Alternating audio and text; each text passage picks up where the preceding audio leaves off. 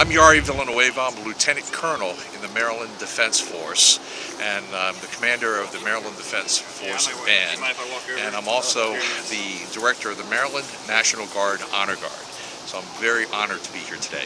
At the service for former Congresswoman Helen Bentley, and while I didn't know her personally, I certainly am very familiar with the work that she did.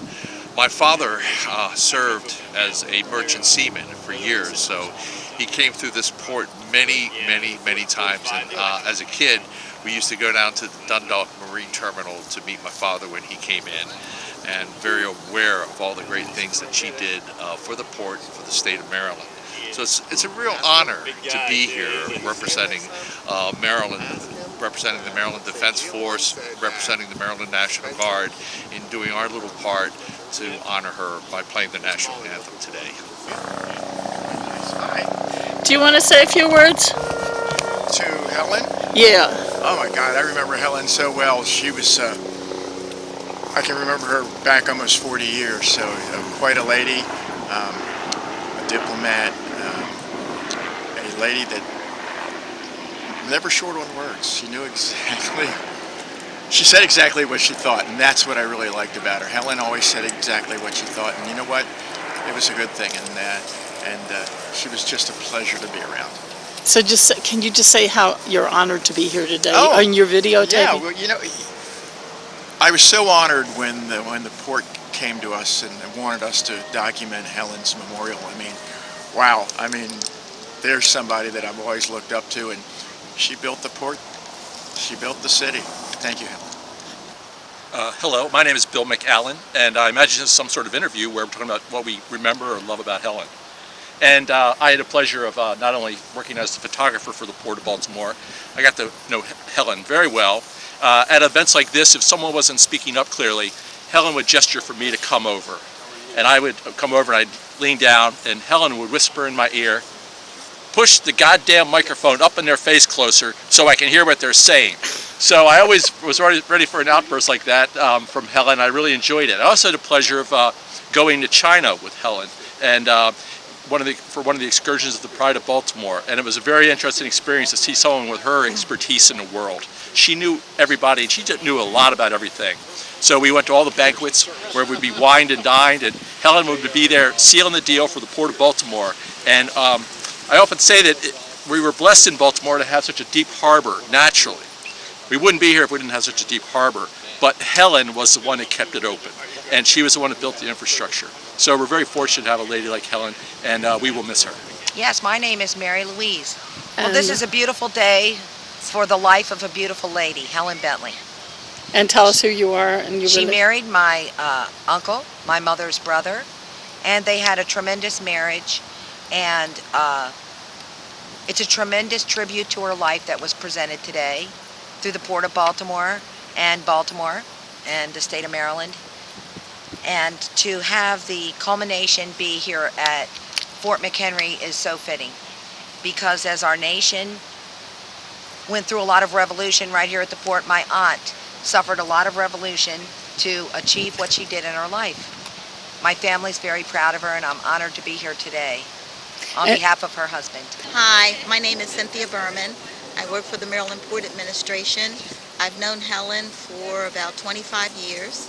She was my mentor, my friend, my guide. She helped me with so many things. She was a great supporter. I'm going to miss her so much. Helen was like a godmother to me. And everyone here at the port, we are all going to miss her. I'm especially going to miss her. We miss you, Helen. Love you. Hello, my name is Brenda Sawada. Helen was a good friend of my father's and myself. She was just such a remarkable woman, and she will be certainly missed. Ladies and gentlemen, we're going to begin. If you'll all grab a seat. Okay, folks, we're going to get started here. Good afternoon, everybody. I'm Richard Shear, Director of Communications for the Maryland Port Administration, and welcome to today's celebration of the life of Congresswoman and Mother of the Port, Helen Delich Bentley. The ceremony will begin in a couple of minutes. At this time, I'd like to ask everyone to please turn off their electronic devices for the duration of the service. And also at this time, I'd like to ask everyone to please rise at this time for the entrance of the urn. Thank you.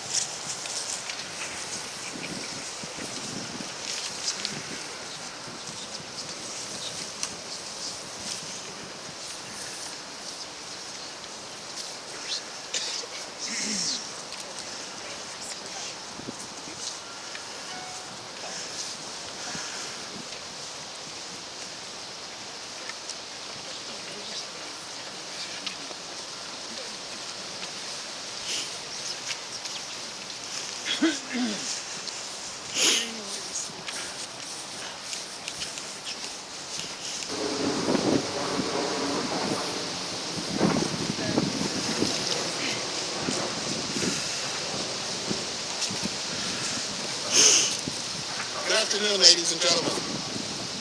Today, the state of Maryland, the Maryland Board Administration, and the family and friends of Helen Delich Bentley gather to pay special tribute to a remarkable woman whose legacy of service to her country and to her state will never be forgotten. And it's certainly most fitting that we do so here at Fort McHenry, at this sacred and historic site where our liberty was first.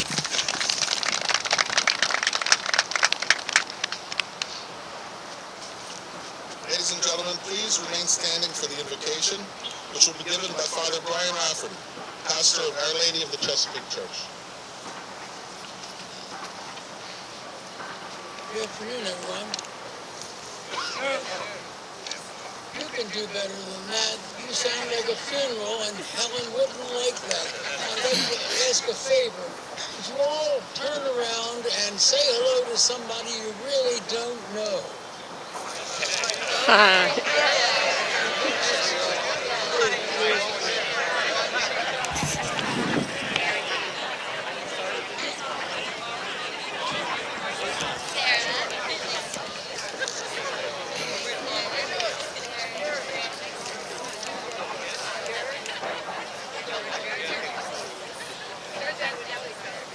And let's offer a prayer then now from our own, from our own roots, from our own hearts. A prayer from our Prince for Helen. Father God, of countless treasured names, see every one of us here today, faithful in our own way. We are one in the loss of a treasured friend, Helen Bentley. We gather at the water's edge, Baltimoreans in our town, built by those who plied the seas, lived by it. Our blue planet is your gift, breathed by the oceans alive with ships of sail and engines loud. Lord God, today we call your own seafaring friends, the shipwright Noah, even infant Moses, the landlubber Jonah, the prophet Jesus and his sweating friends, Paul, traveling Mare Nostrum of the Romans, Brenda the navigator, and even up to Helen Delich, who showed us how it all works, and works so well for us, for our city, and our world. And so we celebrate you, Lord God, giver of all gifts like Helen. We thank you with smiles and laughter, with whistles and horns, champagne and beer, and wisecracks, gentle and not so gentle, and sat downright raucous, just the way Helen would want. Amen. Shalom.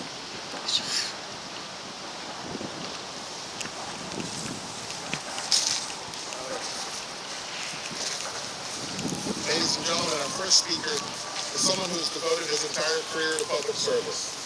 From his early days as an assistant state's attorney in Baltimore County to his current service as congressman in the Maryland 2nd District.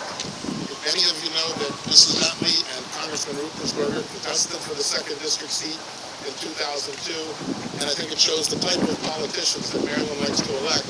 The fact that a week after the election they were on the phone plotting how they could work together for the betterment of the people of Maryland. Please welcome Congressman Dutch Ruppersberger.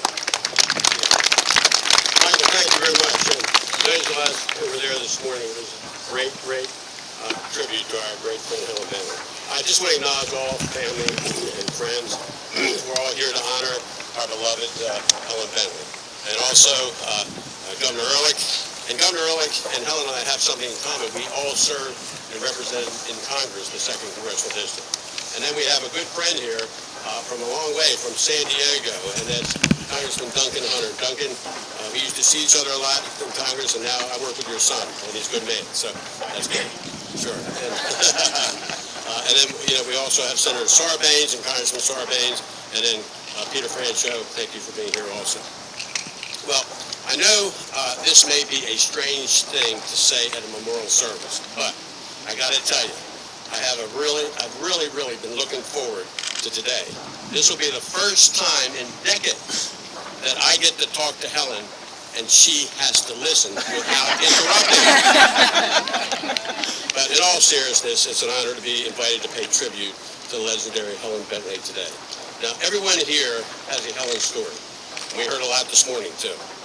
Mine really began in 2002 when I had the dubious pleasure of running against Helen for Congress. We both took some gentle jabs at each other. Helen ran a TV ad where she put a clown hat on me and that type of thing. And by the way, by today's standards, that's nothing. I mean, that was funny. It was kind of mild again. It was funny. But we both took tougher hits from the media than we did from each other. Barry Rascavar, a lot of us know Barry Rascavar, the Sun paper, wrote her weakness was age. Well, Barry didn't let me off the hook either. Beating Helen, he wrote, would be a tall order for a hefty man. But we both tried to run an issue-focused race based on mutual respect. We debated, I think, 11 times. And I did get some kicks in the shins occasionally, but not too often. She was a formidable opponent and gave me a run for my money. After the election, Helen didn't just shake my hand and wish me well, though. She offered her assistance. She came over to see me in Washington. She helped me navigate the halls of Congress, and especially on the maritime issues. And they're so important to Maryland's 2nd District, Bobby, as you know, because the Port of Baltimore is home to the 2nd District. And I will just ever be grateful on her mentoring throughout my career. Sometimes when I listen to her, though, I'd get in trouble, but we won't get into that today. Now, I learned that underneath Helen's tough talk was a true and deep compassion for each and every citizen of the district. She always fought for the little guy. And I think it came from pulling herself up by her own bootstraps. She was a pioneer for women in journalism, well before her long service in the U.S. House of Representatives. She earned her degree in just 3 years at the University of Missouri, and that was considered the nation's premier journalism school. And she took a few jobs with small-town newspapers, but she knowing Helen wanted something bigger. She wrote to every single major newspaper on the East Coast asking for a job. But she said, but don't stick me on the society page, she wrote. And I think we can all agree Helen is no Dear Abby. Now, as Helen told it, only 2 newspapers responded to her letter. The Louisville Courier-Journal and the Baltimore Sun. And how lucky we are, the Sun's offer came in $5 more a week. Now, her colleagues would remember Helen as one of the few women in the newsroom that wasn't a secretary. It was at the Sun that Helen would develop her lifelong passion for the Port of Baltimore and the Chesapeake Bay. Helen continued to blaze trails in Washington also. As chair of the Federal Maritime Commission, she was the 4th highest ranking woman in federal government history, the first woman to serve in a key government position in the maritime field, and the first woman appointed by a president to head a regulatory agency. And it's because of Helen's grit and true love of the Port of Baltimore that it continues to prosper and provide honest, good-paying jobs to so many Maryland families. It is a tremendous economic engine for our state. In fact, I know Helen was absolutely furious in her health recently prevented her from being there when we welcomed the first big ship arriving from the widened Panama Canal earlier this year. It was made entirely possible because Helen had the foresight to dredge deeper, the deep, deep ports. Now, Helen was also the visionary behind the Hart Miller Island. For those of you out of state, Hart Miller Island was called a harbor of muck. We now have a beautiful state park with sandy beaches. What we did when we had to dredge, that's where the materials would go. And these sandy beaches have trails, wetlands, and marshes that offer amazing bird watching opportunities. But Helen gets the credit for that. She truly was the queen of the port. She was a tiny woman, but she was as mighty as the ships at its docks. One of the smartest things Governor Bob Ehrlich did was name the port after Helen. And Bob, I really mean this, I would not have wanted to be in your shoes if you didn't do that. I also remember when we were getting ready to celebrate the 300th anniversary of the Port of Baltimore. Helen called me up and told me the state would be issuing special edition license plates commemorating the 300 years. So Helen calls me up. She says, "Hey, Dutch, I know you represent the port now, but I'm taking plate 300 and you're taking 299 and you're going to like it." Boom, she hung up. Click, nothing there. And you know what? You got my car today in the parking lot. It's a black Denali, and my plates are there, and they say 299. So I will always remember Helen as long as I have that car and as long as I have that place. So what are you going to do with Helen when it comes to that? Now, I also, Barry Rascabar, though, was wrong. Age never was Helen's weakness. She remained a force in the business of the port well into her 90s. In fact, she seemed to grow even sharper as years went on. My chief of staff, Tara Osler, who once interned and worked for Helen, accompanied me on a visit to see her in the hospital towards the end. And when we walked in the room, the hospital room, I said, "Helen, you look pretty good." And we've been told that she was in the hospice phase. And you know what she said? She said, "They told me I'm going to die, God damn it. But I'm not dead yet, God damn it." You got that covered? I got it. In her passing, Maryland has lost one of the great leaders and characters. To me, she was a friend and a mentor. And we all miss Helen's tenacity, her quick wit, and unapologetic patriotism. That's so unique to be here, too, in Fort McHenry today. And of course, we'll miss her way with words. We all knew how she could handle words. You know, I tell you this, God, I hope heaven is ready, because they've never seen the likes of Helen Bentley before. Now, God bless Helen, and God bless you all, and we will always remember our dear friend, Helen Bentley.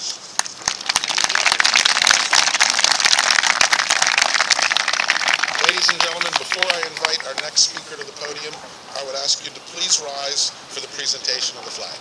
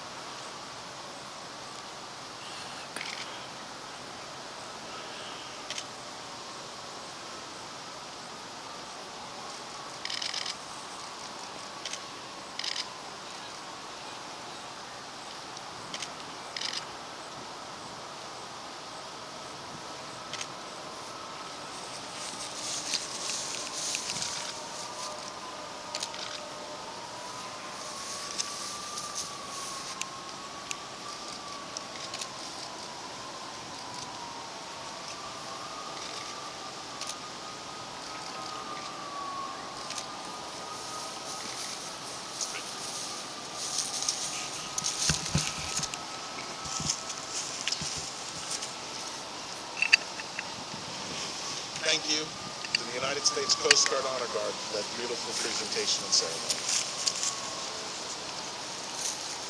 Our next speaker is someone who has also devoted his entire career to public service, from his days in the Maryland legislature, then succeeding Helen in the Congress, and then from going from Congress on to the governor's mansion. He has many accomplishments in his long career, but those of us who loved Helen Delich Bentley will forever be grateful to Governor Bob Ehrlich for naming Helen's beloved port in her honor, and can imagine no greater or more fitting tribute for her. Please welcome Governor Bob Ehrlich.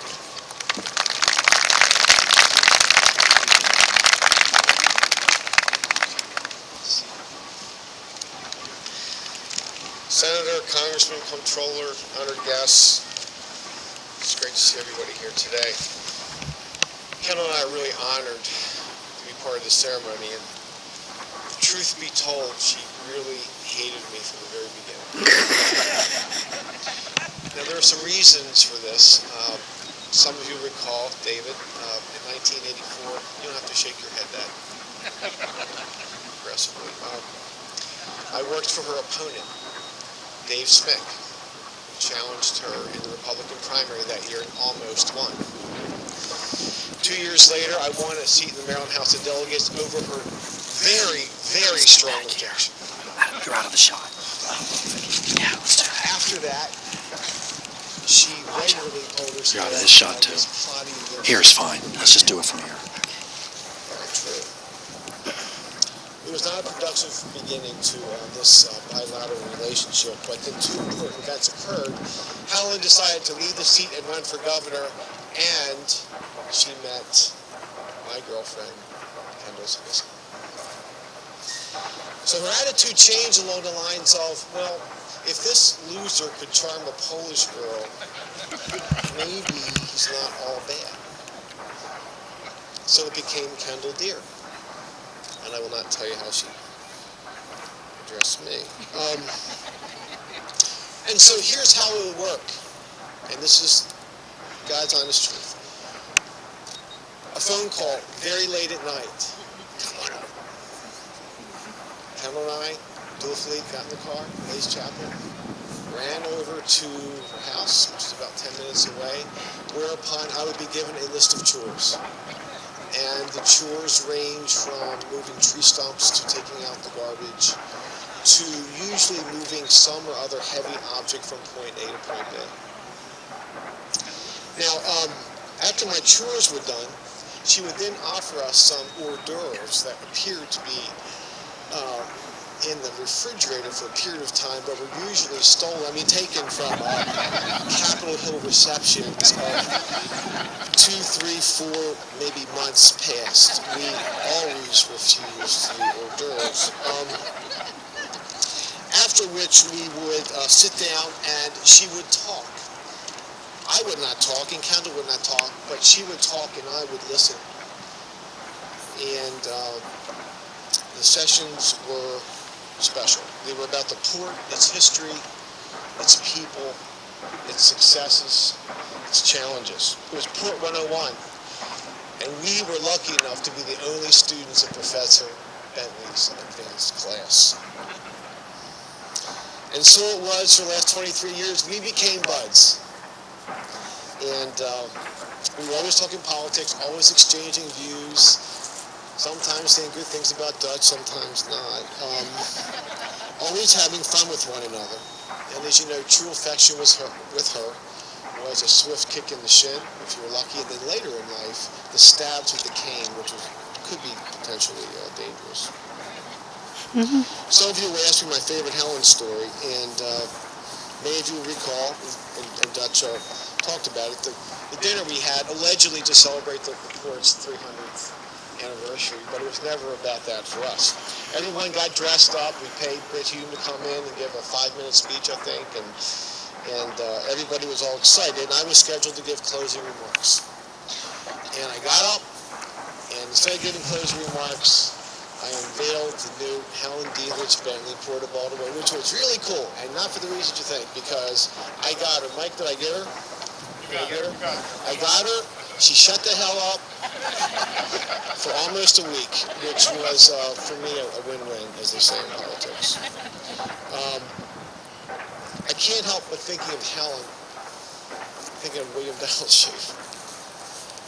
Some of us who were unlucky witnessed, they were very close, but they had some altercations at times, and they usually involved a face-to-face or a face-to-chest, pointing of fingers, lots of curse words, and that was the personalities involved.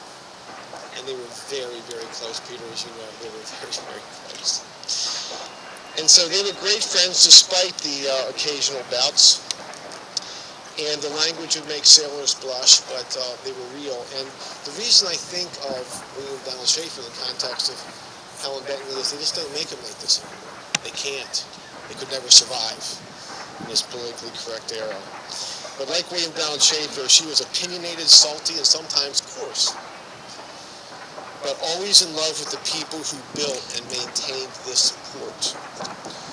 What a wonderful legacy she has left us. What a full and complete life she led. Thanks for everything, Congresswoman. You will always be cherished by the people who build a port and build a city. That's all.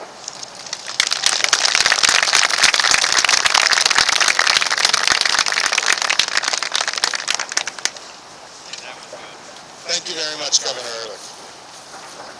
Our next speaker's name will not be as familiar to you as Ruppersberger or Ehrlich, but former Congressman Duncan Hunter Sr.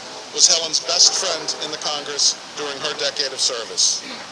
Congressman Hunter capped his long and distinguished career by becoming chairman of the House Armed Services Committee. I would suspect that the only thing the congressman is prouder of than his own career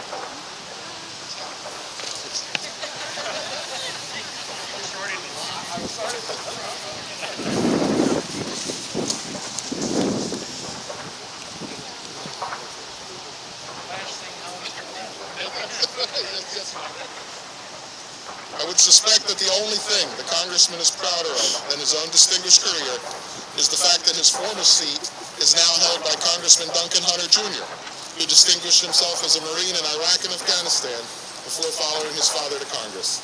Please welcome Congressman Duncan Hunter Sr. Hey, thank you, Mike. I remember the first Fox News interview that my son did, the young Marine, and the commentator was used to seeing me, and he said, "You're not Duncan Hunter." And he said, "Oh, yes, I am. Botox and exercise." And he became, as I did, and I am Duncan Hunter, congressman from San Diego, one of the 435 in the old days, but like everybody else in Congress, I worked for Helen Bentley. And I thought I would bring along today my chief of staff, Vicki Middleton, and legislative director, Larissa Bounds, because they also worked for Helen Bentley, and I would come in the office and say, "Where's Larissa and Vicki?" And they say, "She can't talk to you right now. They can't be with you right now. They're talking to Helen in your office." So to all my colleagues, and especially my colleagues from Maryland and Bob and Dutch, and incidentally, Dutch, she ran against you. You know, every time I had a conversation with you, with her about you, she always said good words. And she was a unique combatant because she liked the battle, she liked the fight. She didn't hold grudges. Maybe Bob for more than 10 years at least. You know, what a neat thing for me to be here, what an honor to be here at Fort McHenry, because this is a place that manifested so strongly the American spirit.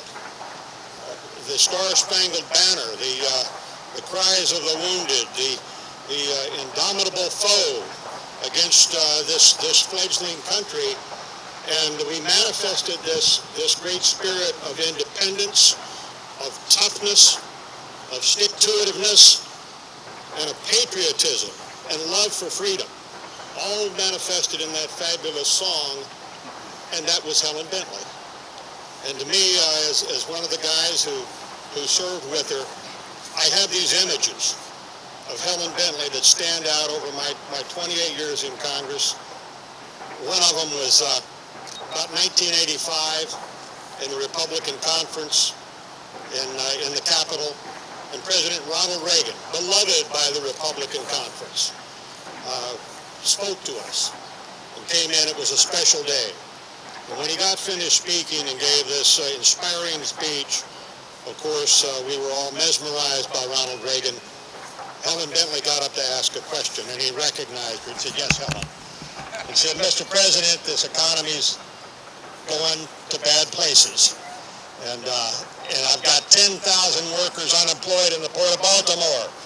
We're going to have to turn this thing around." And Ronald Reagan, that guy who could charm anybody, said, as he always did, "Helen, let me tell you a little story." And he told a little story about the economy. And everybody, when they heard a Ronald Reagan story, was always totally disarmed, right? I'd have people go in and say, "I'm going to give the president a piece of my mind," and they'd come out with a glazed look on their face. He gave me a picture. So he told this little story to Helen, and everybody applauded in the conference. And Helen said, "That's a really nice little story, Mr. President. Now let me tell you a little story. 10,000 people unemployed in the Port of Baltimore." And the conference went nuts. They roared with approval, and so did Ronald Reagan. And I thought, what a fitting way for El Presidente to come up against Helen Bentley. I got another, now I was there that time. I have the other legend that circulates, you probably heard it. Helen in a hearing, and we always have a contentious time when we have American products being purchased by the Department of Defense, because the Department of Defense is funded with taxpayer dollars. And we always have a contentious time when the question is whether we're going to buy foreign products for our Navy or Army or Marine Corps, Air Force, our Coast Guard. And so we had an admiral in the chair, and Helen was really getting after him for buying a foreign component for a ship. And he finally reared back in his chair. He'd had it with Helen. And he said, "I'll tell you like it is, Miss Bentley. They make them cheaper in Korea." And she said, "Well, Admiral, they make admirals cheaper in Korea, too. Maybe we should have some of them." That admiral is still undergoing therapy. Incidentally, you know what, all the time I knew Helen and campaigned with her and spent time with her and conspired with her for the Republican agenda, I had that great feeling that she somehow had that connection to working people. She loved the bigness of America, the broad-shouldered workers, the inventors, the creators, the people that dredge harbors, the people that work on ships. She loved longshoremen. First guy I met coming into the crowd here, Bud Walters.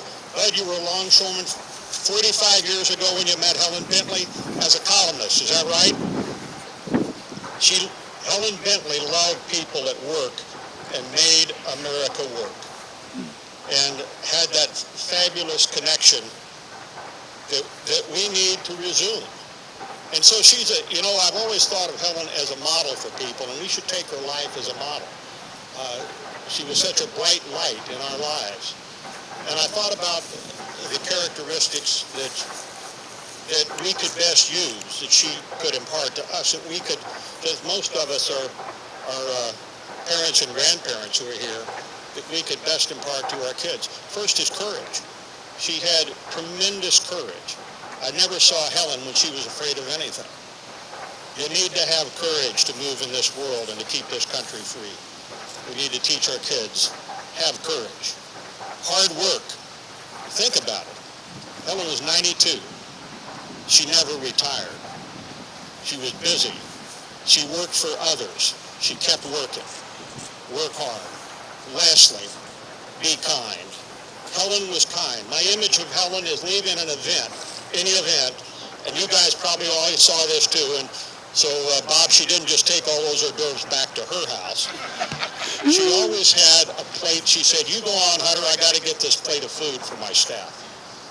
And she would get the best load up she could possibly get of whatever we were having for that lunch or that dinner, and make sure that her staff member was waiting for it, probably had the car running, that they had something to eat.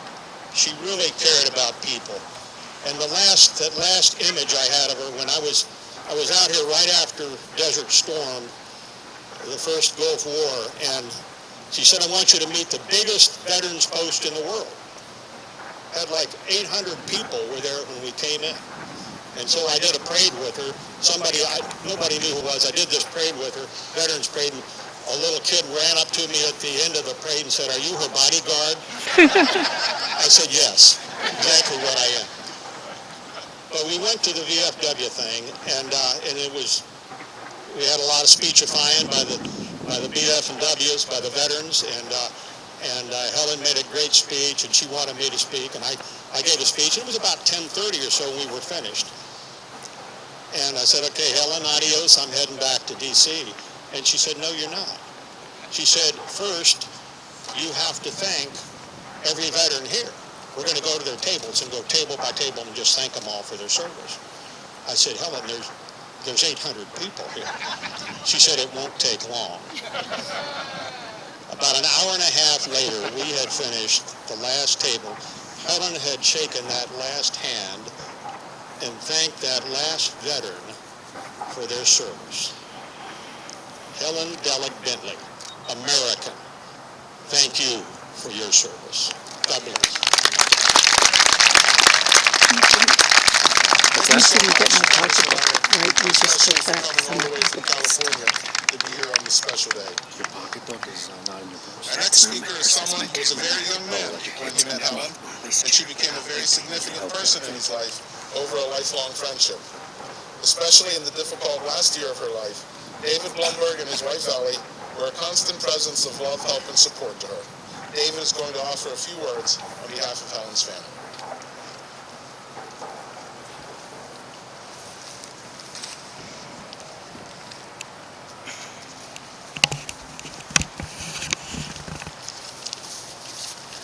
I apologize to people there this morning because this will be the same remarks, so if you want to leave, this would be the right time.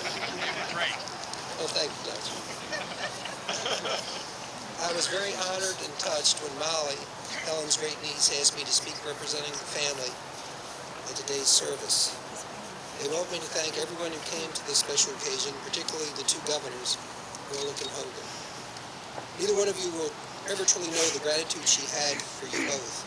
I have the naming of the Port of Baltimore in 2006 in her honor will be a lasting legacy she richly deserved and coveted. Larry, your countless phone calls and visits during her illness gave her inspiration because she knew what you had just gone through yourself. Molly requested I keep this light and humorous. My wife Ellie and I have held Helen's ashes at our home for the past 3 months. I've already read her this tribute and swear I can hear her cursing me. However, I have forgiven her and will proceed. Helen Bentley could be loving, irrational, thoughtful, insensitive, insightful, incredibly loyal, and downright surly. From our first meeting in 1971, when I applied to be her intern at the Federal Maritime Commission, the first question of me was, what candy-ass private school do your parents pay for? I contrast this to a letter she wrote my wife and me 2 weeks before she passed. Both of us cried for days. When I was an intern for her, Helen would call my house frequently at all hours. My mother, rest her soul, was a very formal Australian lady who spoke eloquently. She did not enjoy phone calls at all hours of the day that started with the word David. I can assure you, even though I may have had a slightly higher pitched voice than I do currently, there was no one who would have confused me from my mother. It got to the point where my mother would just put down the receiver and tell me, that woman is on the phone again. Finally, I told Helen that her phone manners had my mother calling her that woman. She replied, that's okay, I don't know her first name either. When Ellie and I were married on her and Bill's 30th wedding anniversary, I pleaded with her not to be late. 90 minutes after the ceremony ended, she breezed into a round of applause. I inquired as to her tardiness, and she said to me, did you hear that ovation? Congresswomen specialized in consoling after death, tragedy, or tough breaks. But as far as birthdays, children being born, or anniversaries, she could be quite indifferent. My wife and I received as our wedding gift a a broken Dan Quill urn which didn't even have a top. I am quite confident we were the beneficiary of a regifting. One of the strangest stories I can relay is after Helen destroyed a Toshiba boombox with a sledgehammer to protest U.S. trade policy on the steps of the U.S. Capitol, she began feeling the heat from both the national and international press.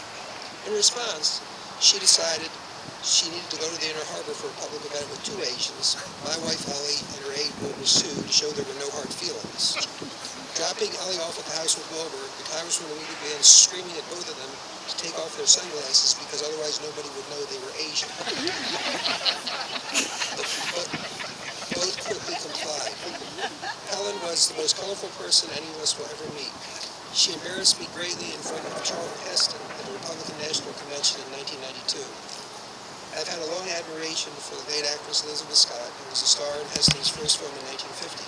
I just wanted to ask him about that and their time together. Mrs. Bentley interrupted a conversation the actor was having with a group of people by bellowing, "Chuck, this is my friend David, who wants to talk to you about some old woman he used to work with." I later told Helen that old woman was 18 months younger than she is.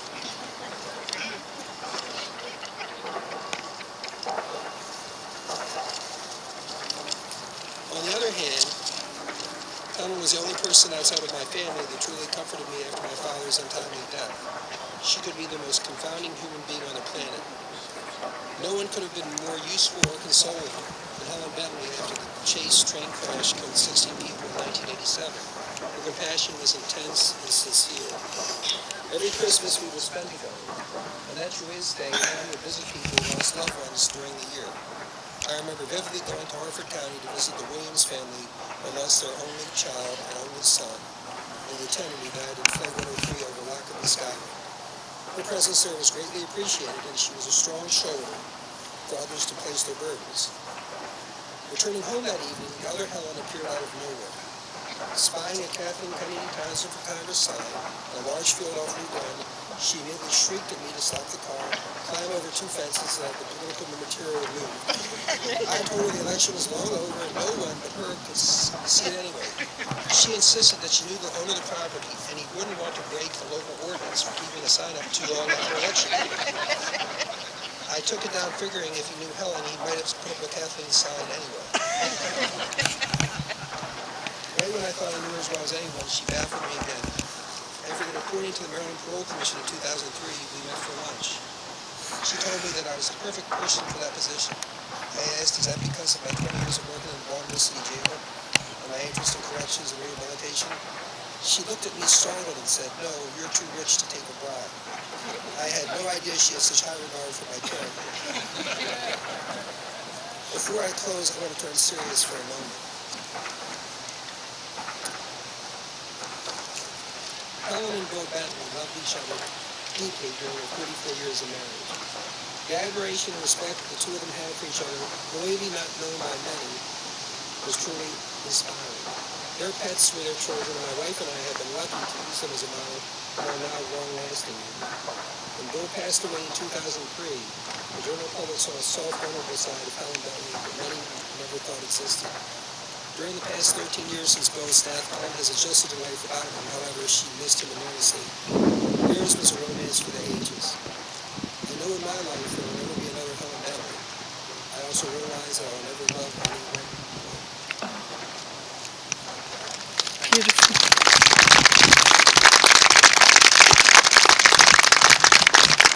David, thank you very much. Our final speaker comes from Baltimore's rich maritime tradition, with which Helen will forever be closely associated. Captain Michael Ragoso is the general manager and vice president of McAllister Towing, one of the staples of the port community for several decades, and is also a leader in the Baltimore Port Alliance, which serves to bring the various stakeholders in the port community together to protect the port's interest. Please welcome Captain Michael Ragoso.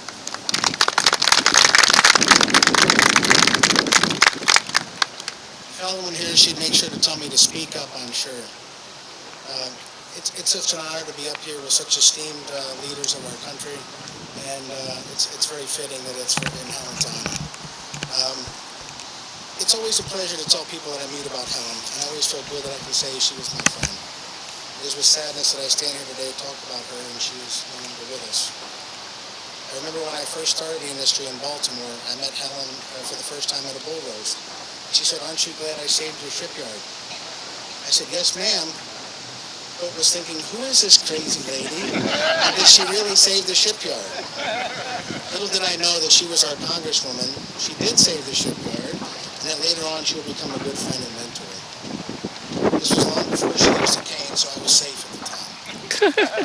For as I got to know her better and spoke my mind to her, I would get hit with that cane. Many of you have had the same honor. I really got to know Helen about 10 years ago when I joined the BPA and worked together on the environmental committee when I was chair and she was vice chair. She would always come to meetings even when she was off to Washington later in the day. Helen was dedicated to the port, the BPA, and anything else that helped the port thrive. She was truly devoted to its success and was not shy about promoting it or letting you know if she disagreed with you about it. At some point in the relationship, if she didn't strike you with a cane, vehemently disagree with you, or sputter at you in exasperation, you weren't doing anything. This is why, in honor of Helen, that the Baltimore Port Alliance has set up the Helen Delich Bentley Memorial Fund in her honor. For as long as the fund continues to receive donations, a group of port stakeholders will be directed annually by the BPA to reflect on the causes that were important to Helen and direct money to support those causes. This will be one of the many ways the spirit of Helen will continue to shape the lives of those who touch the Port of Baltimore.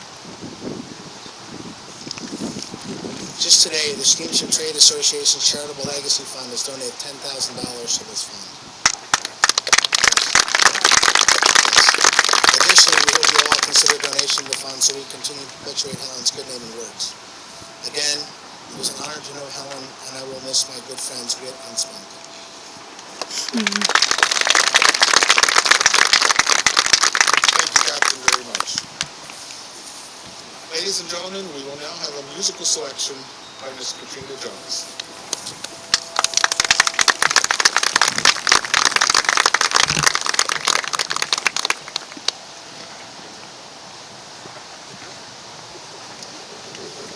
This is dedicated specifically to the family of Mrs. Bentley in honor of the love that I came to have for her as I worked with her as part of the BPA's Education Outreach Committee, and her dedication to make sure that every citizen in the state of Maryland came to know and appreciate the Port of Baltimore.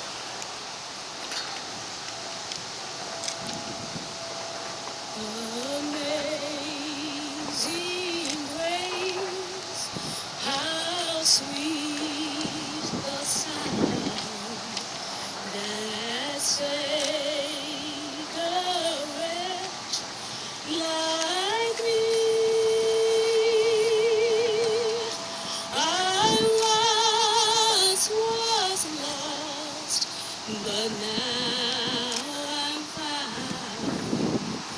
Was blind, but now I see.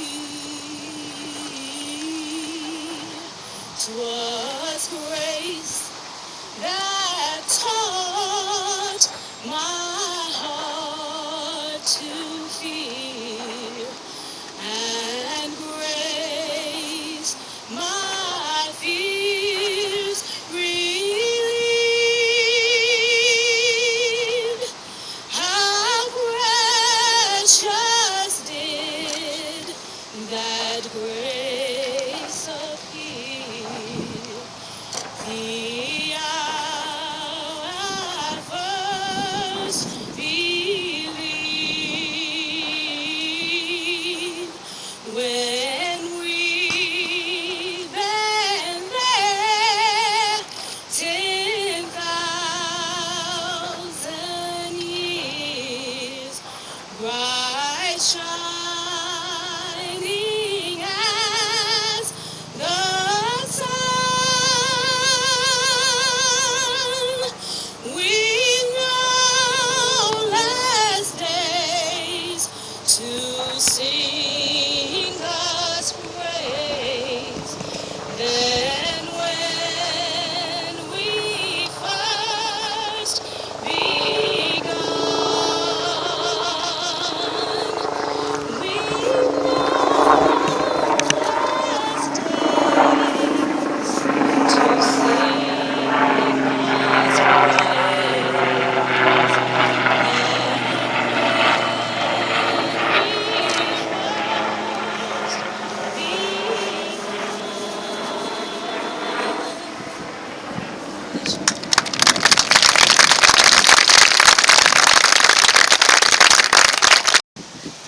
Well, my Aunt Helen was a lovely lady. She was very hard on us, but she loved us dearly, and we loved her. And we're very sorry for her passing, and here to honor her and thank everybody who's put all of this on for her.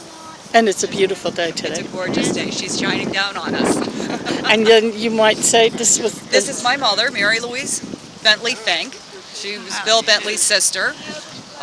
My sister Nancy and my sister Ginger. And I don't know where you guys went. We went to the... Nancy's daughter Melissa. Okay. And my daughter Sarah and my grandson Ben. We wow. came from Michigan and Ohio. Yeah, that's what I heard. The memorial service. Yeah. Well, you know, Helen, one of our little joys was I was married June 7th, same date that she was married, and my husband just passed January, and he was in hospice for a year, and I knew about the situation with her. Sure. She was working on an event with me, but we had to stop because of the situation, you know, so.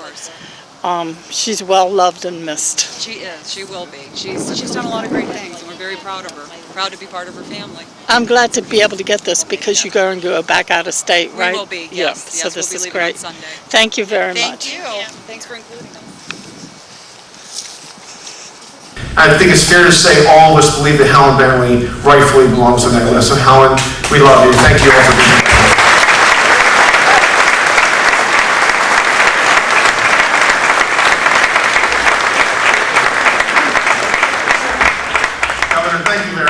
And for those of us who grew up in Bentley world, among the many good things that you did, we will always be grateful for the honor you gave Helen in naming the port after her. So thank you, Governor.